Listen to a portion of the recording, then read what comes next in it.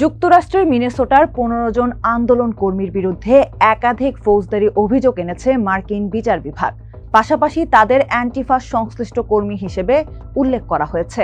১৬ June এক সংবাদ সম্মেলনে এই অভিযোগগুলো আনেন মার্কিন অ্যাটর্নি ড্যানিয়েল রোজেন।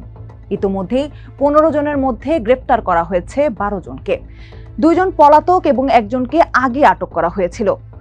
বড় পরিসরে অ্যান্টিফা কর্মকাণ্ডের উপর অ্যাকশন নেয়ার পর প্রশ্ন উঠেছে, অ্যান্টিফা কারা, এদের কাজই বাকি। কাতার ভিত্তিক সংবাদ মাধ্যম আল জাজিরার প্রতিবেদনের আলোকে এই বিষয়ে বিস্তারিত জানবো টিবিএস এক্সপ্লেইনারে। সঙ্গে আছি আমি রাইস ইসলাম অসীম।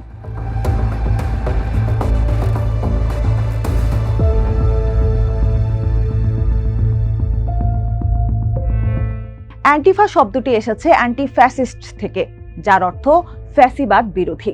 এটি কোনো একক সংগঠন বা রাজনৈতিক দল নয়, বরং এটি এমন মানুষ ও গোষ্ঠীগুলোর একটি ঢিলেঢালা নেটওয়ার্ক যারা বর্ণবাদ, শ্বেতাঙ্গ আধিপত্যবাদ এবং উগ্র ডানপন্থী মতাদর্শের বিরোধিতা করে। অ্যান্টিফার কোনো নির্দিষ্ট নেতা, কেন্দ্রীয় কার্যালয় বা সদস্য তালিকা নেই। যে কোনো ব্যক্তি বা সংগঠন ফ্যাসিবাদ বিরোধী নীতিতে বিশ্বাস করলে নিজেদের অ্যান্টিফা হিসেবে পরিচয় দিতে পারে। মার্কিন ইতিহাসবিদ ও অ্যান্টিফা দ্য অ্যান্টি ফ্যাসিস্ট হ্যান্ডবুক বইয়ের লেখক মার্ক ব্রে বলেন, অ্যান্টিফা একটি রাজনৈতিক আদর্শ, কোনো নির্দিষ্ট গোষ্ঠী নয়। যেমন নারীবাদী গোষ্ঠী আছে, কিন্তু নারীবাদ নিজে কোনো গোষ্ঠী নয়। যে কোনো গোষ্ঠী যারা নিজেদের অ্যান্টিফা বলে ও ফ্যাসিবাদ বিরোধী মূলনীতি অনুসরণ করে তারাই অ্যান্টিফা গোষ্ঠী। এর কোনো কেন্দ্রীয় সদর দপ্তর বা নেতা নেই। অ্যান্টিফা নিয়ে আলোচনা বেশি শুরু হয় মূলত ২০১৬ সালে, যদিও এর আগে থেকেই ফ্যাসিবাদ বিরোধী কর্মীরা এই পরিচয় ব্যবহার করতেন। তবে বিভিন্ন বিক্ষোভ ও সহিংস ঘটনার পর এটি জাতীয়ভাবে আলোচনায় আসে।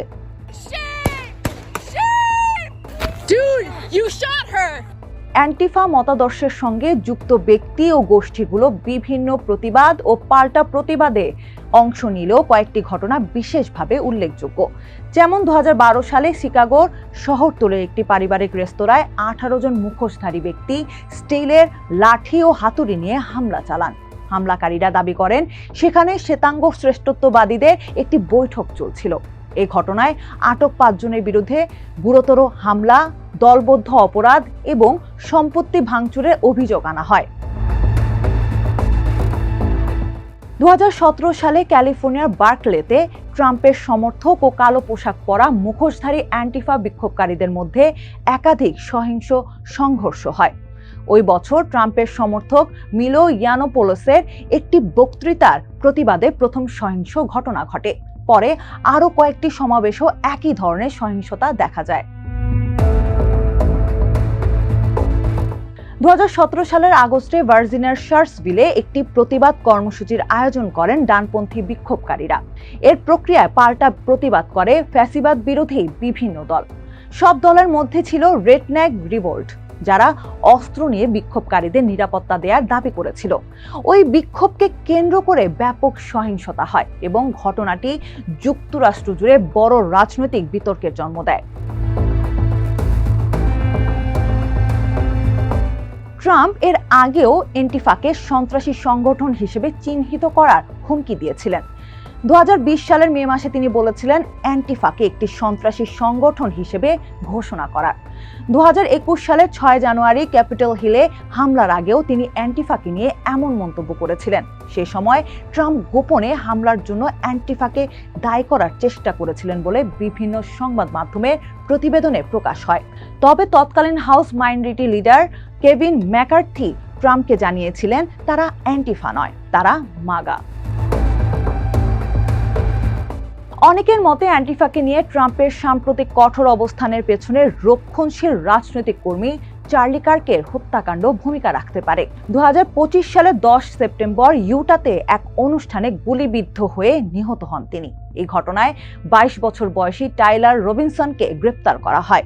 ইউটার গভর্নর স্পেন্সার কক্স জানান, রবিনসন বামপন্থী মতাদর্শে প্রভাবিত ছিলেন। পরে কিছু ডানপন্থী সামাজিক যোগাযোগ মাধ্যমে তাকে অ্যান্টিফার সঙ্গে যুক্ত থাকে বলে দাবি করা হলেও এর দাবির পক্ষে ছড়ানো ছবিগুলো ভুয়া বলে প্রমাণিত হয়। এছাড়া 2026 সালের জানুয়ারি মাসে একটি গির্জায় বিক্ষোভের ঘটনায় সাংবাদিক ডন লেমন সহ ৩৯ জনের বিরুদ্ধে মামলা করেছিল বিচার বিভাগ। তবে সেই মামলাগুলো বড় ধাক্কা খায় যখন মার্চ মাসে দেখা যায় অভিযুক্তদের একজন ঘটনাস্থলে উপস্থিতই ছিলেন না। পরবর্তীতে পর্যাপ্ত প্রমাণের অভাব এবং সরকারি কর্মকর্তাদের মিথ্যা তথ্য ফাঁসের কারণে আদালত বেশ কিছু মামলা খারিজ করে দেয়। 2025 সালে দ্বিতীয় মেয়াদে ডোনাল্ড ট্রাম্প ক্ষমতায় ফেরার পর থেকে যুক্তরাষ্ট্রের বাক স্বাধীনতা ও রাজনৈতিক মত প্রকাশ নিয়ে নতুন করে বিতর্ক শুরু হয়েছে। এই সর্বশেষ অ্যান্টিফা মামলাটি আদালতে কতটুকু টিকবে নাকি আগের মতোই প্রমাণের অভাবে খারিজ হয়ে যাবে তা এখন দেখার বিষয়।